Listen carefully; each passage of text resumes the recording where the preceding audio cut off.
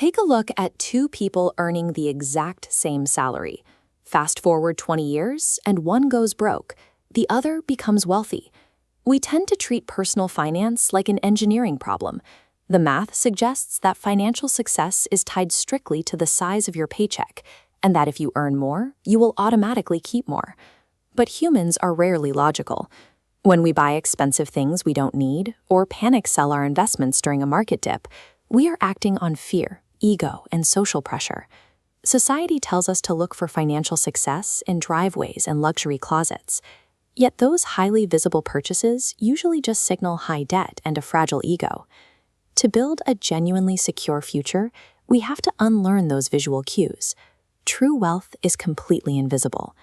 As humans, we have an ingrained habit of comparing ourselves to others. You don't naturally want a big house. You want a house that is slightly larger than the one next door. Modern social media completely supercharges this instinct. It turns everyday life into an endless, curated performance of success, constantly raising the bar for what normal looks like. Cautionary: here is the trap. Every dollar you spend trying to look successful is a dollar drained from the resources required to actually be successful. This brings us to saving. Many of us view a savings account as a limitation.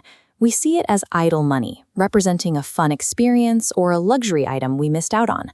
But saving is actually the act of purchasing a powerful, invisible asset.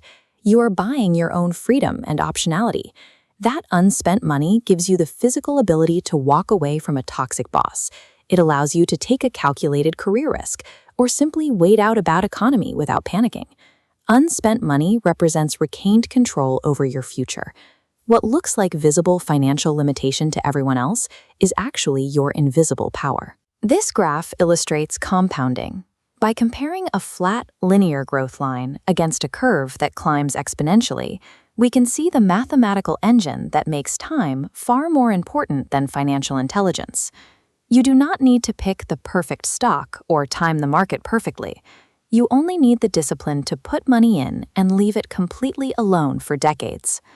The biggest threat to this trajectory is your own psychology. When markets inevitably drop, the urge to make an emotional decision and sell destroys years of progress. The stock market operates as an emotional clearinghouse. It mathematically rewards patience, and it severely punishes reactive decisions. Even if you master your emotions, there is a blind spot called survivorship bias. We usually evaluate financial success purely on someone's observable skill, ignoring the hidden variables working behind the scenes. Luck and timing dictate massive portions of our lives. People can fail despite hard work, while others succeed by entering at the exact right moment.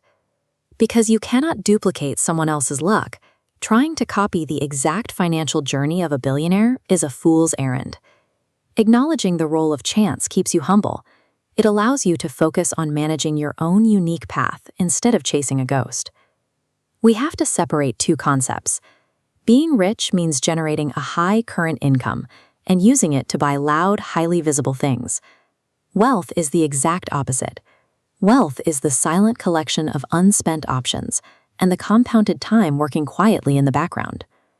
Securing your future requires a few specific, deliberate shifts.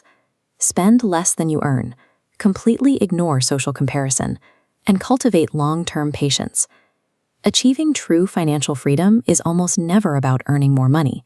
It is entirely about mastering the discipline